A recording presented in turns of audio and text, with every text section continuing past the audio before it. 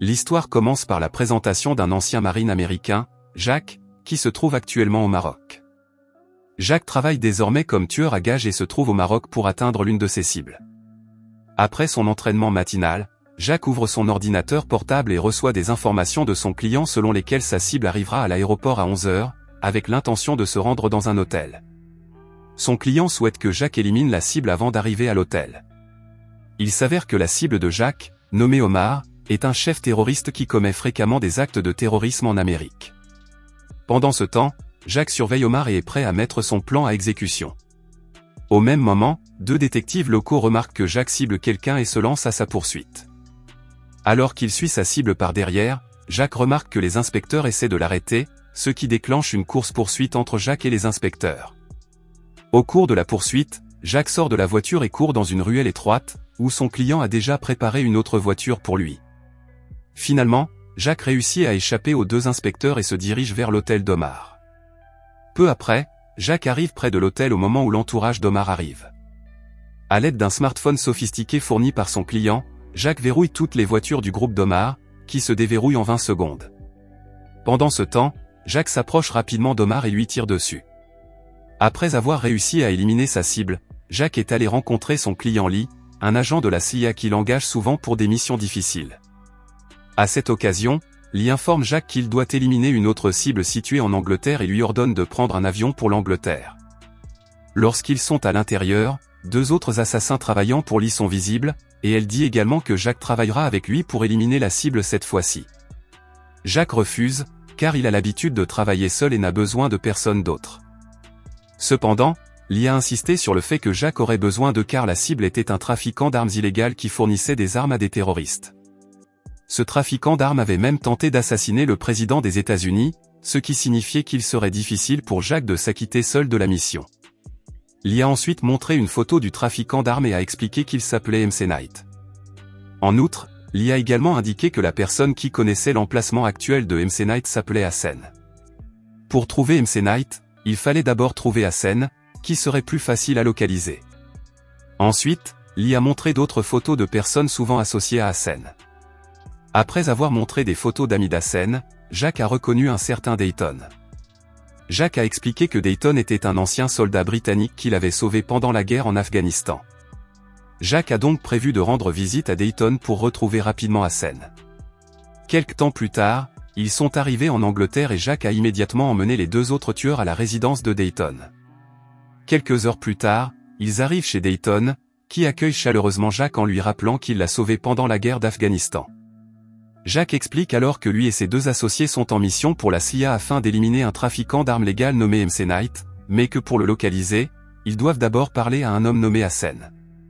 Dayton a répondu qu'il connaissait Hassan et savait où le trouver, mais qu'il considérait Hassan comme un frère, et que si Jack le visait, il ne révélerait pas sa position.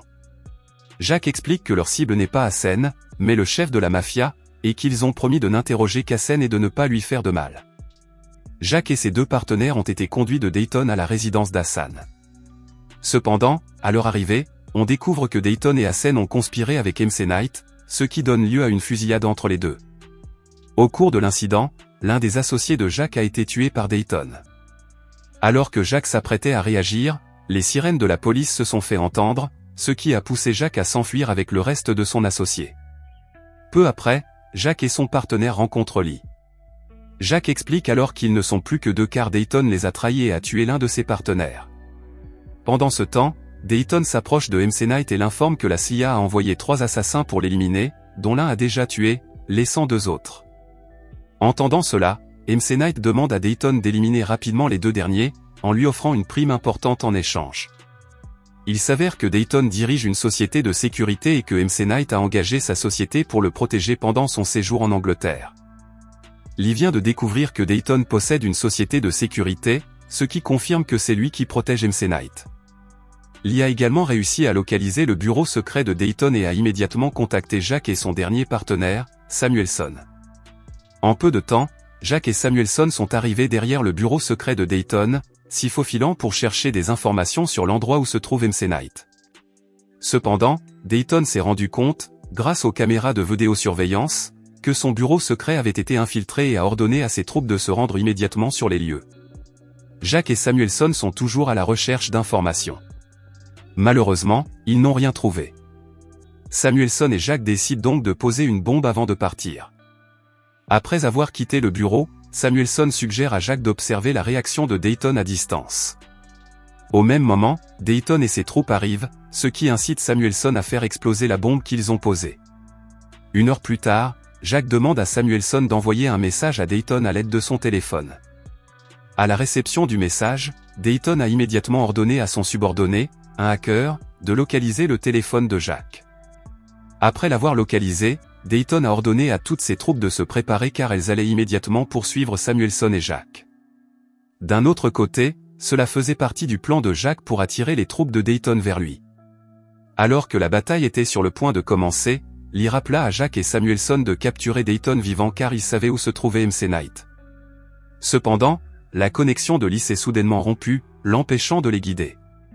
Heureusement, Jack et Samuelson parviennent à maîtriser Dayton et à l'emmener rapidement. Malheureusement, Samuelson a été touché par une balle, ce qui a incité Jack à donner la priorité à sa sécurité car la situation devenait critique. Ils décident donc tous deux de fuir l'usine. 1 heure plus tard, les 2 agents de la CIA envoyés par Lee sont retrouvés morts suite à l'incident, tandis que Dayton prend le téléphone d'un des agents de la CIA et contacte Lee.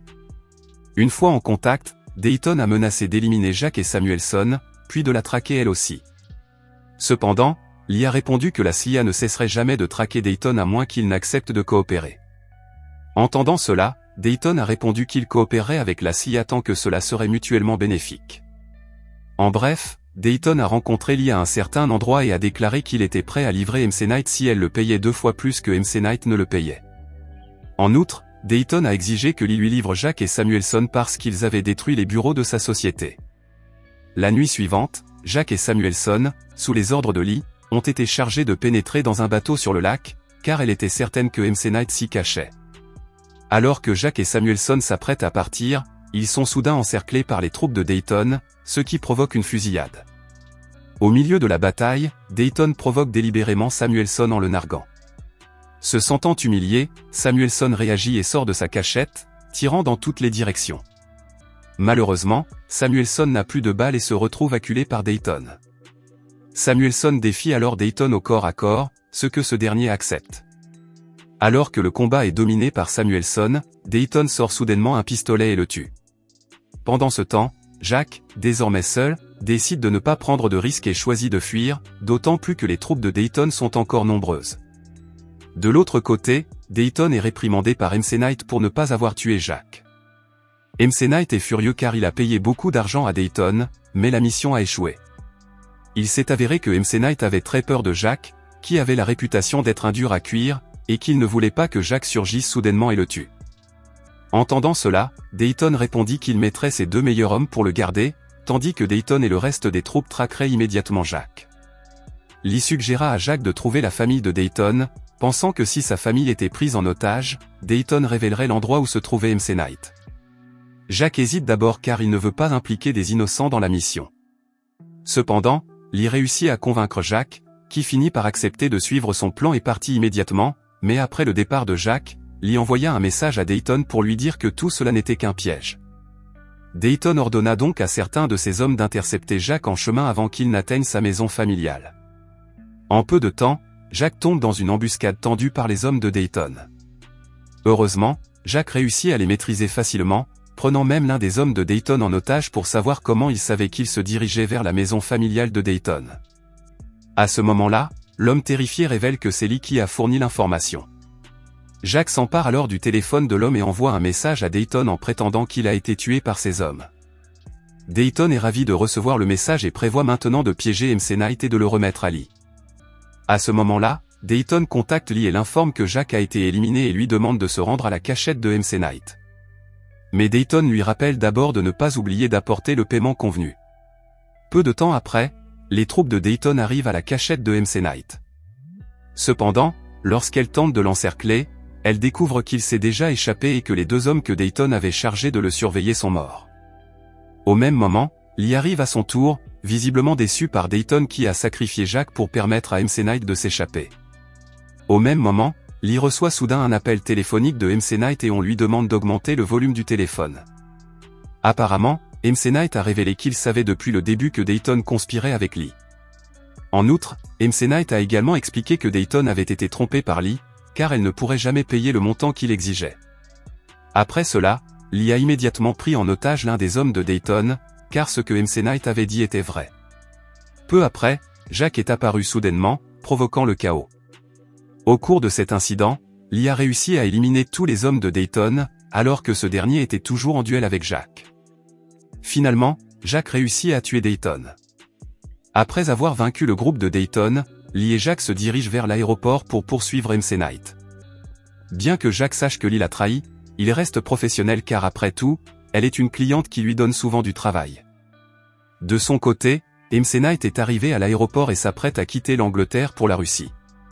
Peu après, Jack et Lee arrivent près de l'aéroport, où Jack demande à Lee de rester dans la voiture pendant qu'il accomplit sa dernière mission, éliminer MC Knight.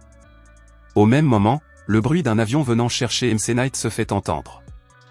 Jack attaque alors les gardes du corps de MC Knight, provoquant une nouvelle fusillade. Pendant ce temps, MC Knight tente de monter à bord de l'avion et presse le pilote de partir rapidement. Heureusement, Jack a réussi à neutraliser les gardes du corps de MC Knight et a tenté d'arrêter l'avion avec un véhicule qui se trouvait à proximité. Peu après, Lee apparaît à son tour et emboutit Jack avec sa voiture car l'un des gardes du corps de MC Knight est encore en vie. Saisissant l'occasion, Lee tire sur MC Knight, le tuant sur le coup. Malheureusement, Lee est également touché par plusieurs balles. Avant de mourir, Lee a remercié Jack de l'avoir aidé à venger MC Knight. Jack s'est alors senti un peu triste de ne pas être payé puisque Lee était déjà morte. Cependant, Jack monte rapidement dans l'avion et ordonne au pilote de le ramener en Amérique. À ce moment-là, Jack est immédiatement heureux de voir tout l'argent de MC Knight à l'intérieur de l'avion. Désormais, Jack n'aura plus à s'inquiéter lorsqu'il retrouvera sa famille, car il emportera beaucoup d'argent avec lui.